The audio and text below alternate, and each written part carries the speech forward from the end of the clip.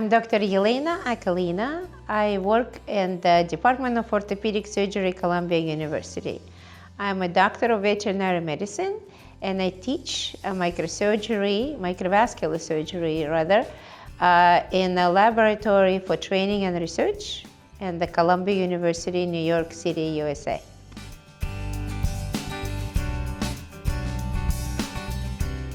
So today we are finishing up first international South American microsurgery course in INSIRE FEMEBA, and we're teaching microsurgeons from different South American countries. So we have Chile, Argentina, and Venezuela, and surgeons from 4 specialties are coming to take this course with me and 4 other instructors, including Dr. Natalia Lozada.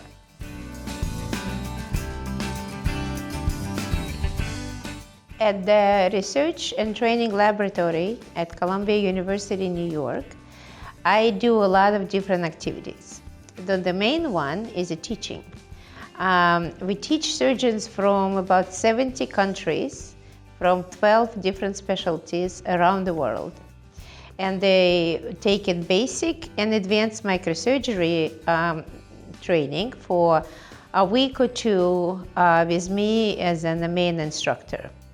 We also have a lot of different research activities, and some of them I can just mention very briefly. Like, for example, we do some learning, video learning, assessing retention of information for surgeons using the video learning. So how do they learn by watching training videos? So we have a very interesting research project going on. Also, we developed a very interesting device that we use for partial occlusion of the vessel to revise the vessel after we complete the anastomosis, which was designed by one of my interns. So we're using a research project to evaluate the quality of that device. And also, I would like to mention that I'm very proud, and we are doing the new program that I'm just started. It's called Train the Trainer. So I'm going to train the people to teach microsurgery, to share my knowledge and experience with different instructors all around the world to improve and promote microsurgical education around the globe. I've been teaching this for almost 30 years, and I would like to share my expertise and tips and tricks to make microsurgery more available and more easier to teach, to improve quality of surgical training and patient care.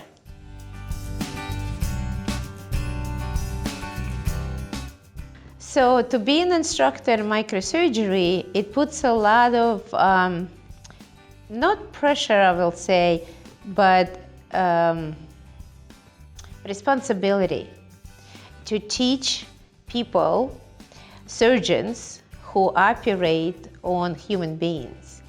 So for being an instructor is very rewarding, we'll say difficult, but also very rewarding, because when you put a lot of effort and very hard work to teach surgeons from no skills to a very high skill with a very short period of time, and then it's, how you say it, it's very satisfying when the people who we teach come back to the operating room on people and feedback to me, saying that I saved somebody's finger or did a very good free tissue flap to recover some cancer surgery, or did trauma case, and using the techniques that I taught them and we teach them as a different instructor. It's very rewarding. But it's a hard work, a lot of patience as well.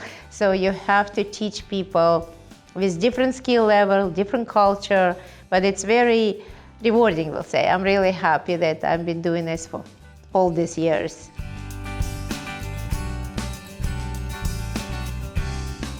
It's very important. I think it's the crucial part of a surgical training when they start with the simulation models. and plastic and non-living synthetic models are very important. I think they are very, very important for the beginner to even how to sit correctly, how to adjust your hands, handle instruments are very important to have no stress learning on doing some low fidelity models that are introducing to the surgical field in the future. So non-living models and synthetic, all kind of tubing and all kind of material that simulate the next steps in surgery are very, very important. And then you can progress to different models that are high fidelity and they're closer to human beings in operating room, and this is the next step of the surgical training. And my opinion, I think every surgeon, no matter what specialty they do and what surgical experience they're going to have, not necessarily microsurgery, they have to take this training. They have to. Well, it's my opinion. So I think it's very important for surgeons to operate on living, non-living models, simulation in the beginning before they enter operating room. So before entering a real patient care, it's much better and more proficient and efficient to have a simulation, all kind of simulation trainings. It's also teaching people what mistakes they can do and how to fix them before they happen in a real world with real patients. So for me, education is very important before they enter in the patient care, in operating room or in clinic, doesn't matter. So it's very important. In US, I can tell about my hospital at Columbia University Medical Center, they do have a very similar big simulation center when they simulate everything from the beginning of the patient care, entering the world and talking to a doctor and a patient, to the laparoscopy, robotic surgery, and microsurgery.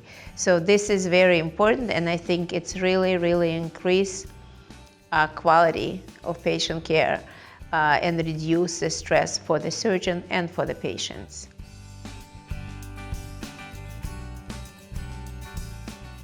So this course that we are finishing up today was a 3-day course. It's a first and very unique class that we do for South American surgeons, microsurgeons. And the uniqueness of this class is we have surgeons from different specialties and different level of skills.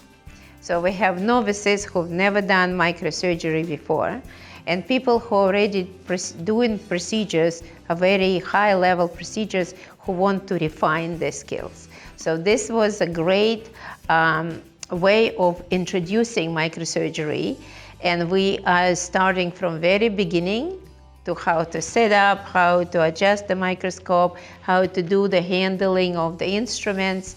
And we do anastomotic technique when you connect the two tubes, and with the non-living and living models, and we're working with the different steps of increasing difficulties for every surgeons. What's great about this course is everybody work on the same level, on these different levels, so on their own level. So it's 6 different people working like individually. We have 5 wonderful instructors, including Dr. Natalia Lauzada, who is excellent and put this all together.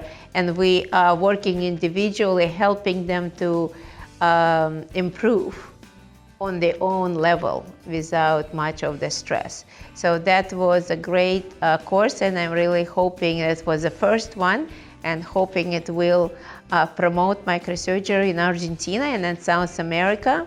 And the courses like that will go everywhere, and people will come back and do more training and increase their skills.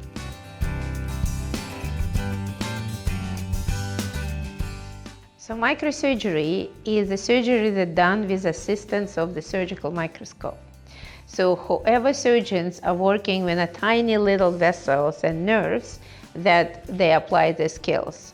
For example, the hand surgeons, orthopedic or traumatologists who are doing finger replants, ENT or head and neck or maxillofacial surgeons who do free tissue flap to cover defects from the cancer surgery, plastic surgery who does a lot of breast reconstruction, and wound care, so that skills could be used.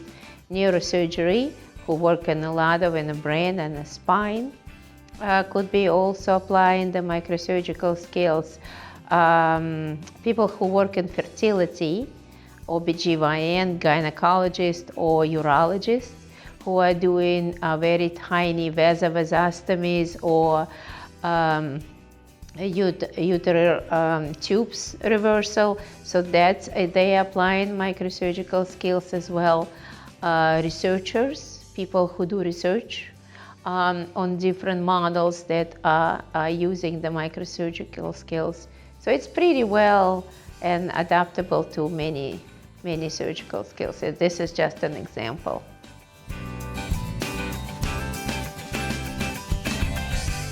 So last month, it was a very exciting event for me and my co-author, Dr. Alberto Balestin, who works in Spain, in Extremadura.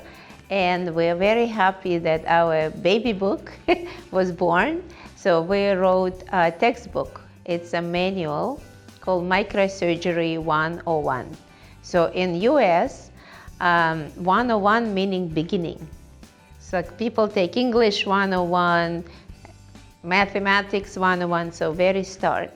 So we wrote Microsurgery 101, and we put tips and tricks for a little summary of experience that we learned over the years for the people to read and apply to their practice and their training. So the book comes as a printed book and also as a PDF with the video, like ebook. So you can download it, and they have about 12 videos that I put together, and they all are very short, straight to the point, basically step-by-step techniques, how to do all kind of different exercises that I teach.